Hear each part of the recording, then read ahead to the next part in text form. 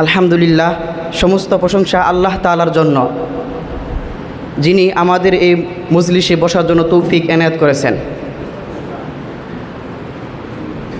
এই মজলিসের সম্মানিত সভাপতি, সুদক্ষ উপস্থাপক ও প্রিয় ছাত্র ভাইয়েরা, সকলের প্রতি আমার অন্তরের অন্তঃস্থল থেকে প্রাণঢালা শুভেচ্ছা ও অভিনন্দন।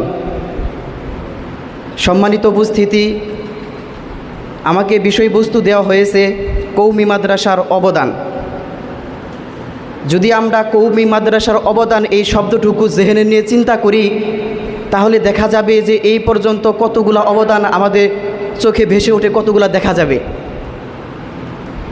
আমি একটি জিনিস বুঝাই আপনাদেরকে, যে আমাদের দেশ বাংলাদেশ, এই মানচিত্র বাংলাদেশের যতটুকু আছে, এই মানচিত্রটাকে প্রকাশ করার জন্য বাংলাদেশের প্রধানমন্ত্রী দেশ বিদেশে তারা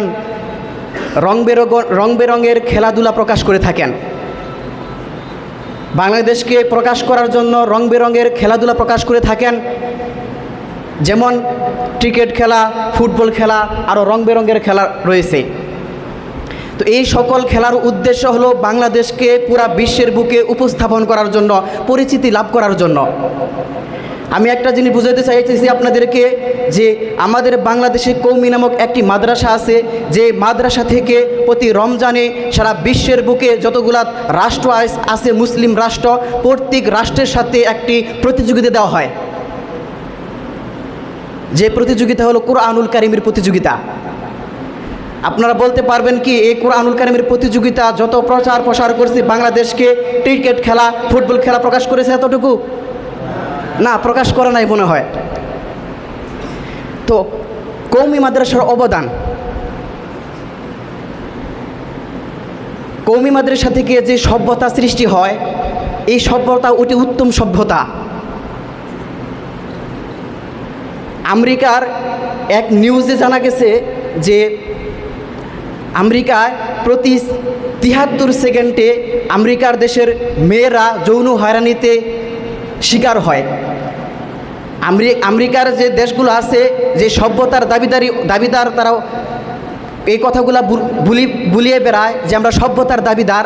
তো তাদের কিছু নিউজে পাওয়া যায় যে সেই দেশে প্রতি ৭৩ সেকেন্ডে একজন মহিলা যৌন হয়রানিতে শিকার হয়।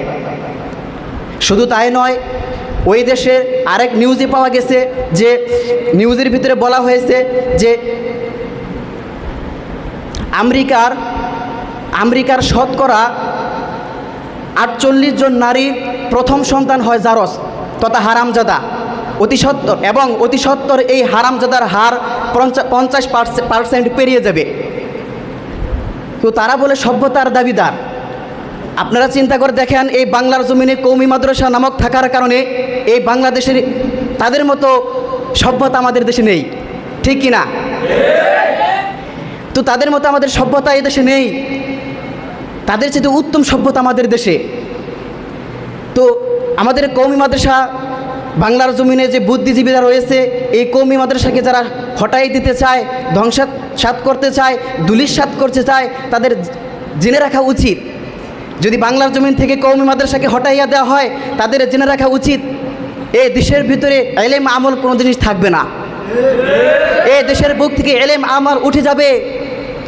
এই দেশের ভিতরে মানুষ গুমরাহির ভিতরে পতিত হবে। এই দেশের ভিতরে মানুষগুলা আদি মানুষের সাথে অধ হয়ে যাবে যদি কওমি মাদ্রাসাকে হটাই দেওয়া হয়।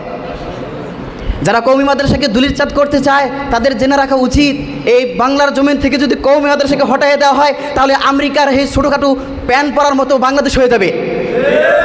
সেই আমেরিকার মতো প্রতি সেকেন্ডে, প্রতি ৭৩ সেকেন্ডে বাংলার জমিনেও মেয়েরা ধর্ষিত হবে। যদি আমাদের বাংলাদেশ থেকে কওমি মাদ্রাসা হটাই দেওয়া হয়, তাহলে এই বাংলাদেশের মহিলাদের দেখা যাবে যে 100%-এর মতো যারও সন্তান, প্রথম সন্তান বের হয়ে আসবে। এই সকল কিছু থেকে হেফাজতে আছে কওমি মাদ্রাসার অবদানের কারণে।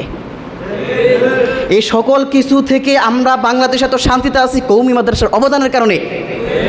যদি আমি বুঝতে চাই, আমার জেহেনে এতটুকু নাই, বুঝছেন, আমার জেহেনে এতটুকু নাই যে বাংলাদেশ কত নিয়ামতের একটা দেশে আছে, কতটুকু নিয়ামতের ভিতরে এই বাংলাদেশ রয়েছে।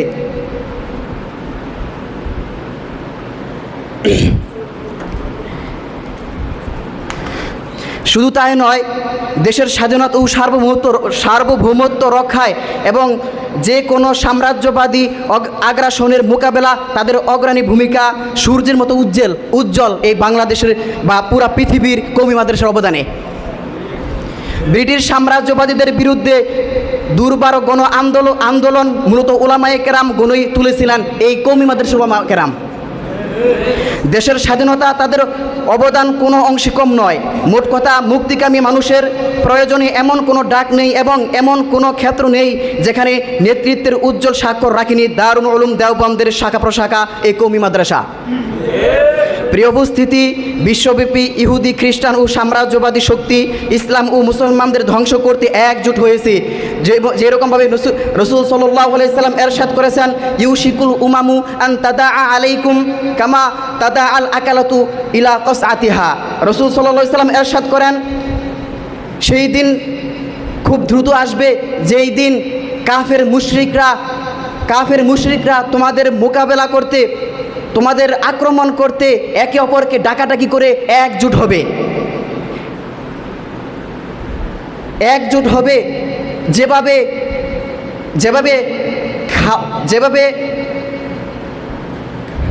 যেভাবে খানা খাওয়ার মানুষ দস্তরখানার চারপাশে একত্রিত হয়। তো বিশ্বব্যাপী ইহুদি, খ্রিস্টান ও সাম্রাজ্যবাদী শক্তি ইসলাম ও মুসলমানদের ধ্বংস করতে একজোট হয়েছে। এদের পর এক মুসলিম রাষ্ট্র ওদের হিংস্র খাবার শিকার হচ্ছে। একের পর এক মুসলিম রাষ্ট্র ওদের হিংস্র খাবার শিকার হচ্ছে। বাংলাদেশ বিশ্বের অন্যতম মুসলিম দেশ হিসাবে সর্বদাই ওদের তার টার্গেটে।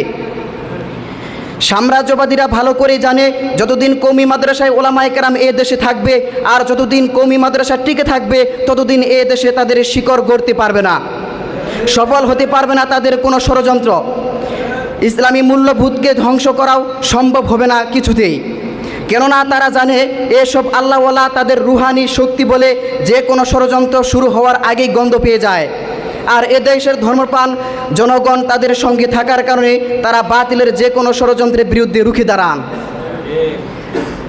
ওয়াখির দাওয়ানা আনিল হামদুলিল্লাহি রাব্বিল আলামিন। মাশাআল্লাহ।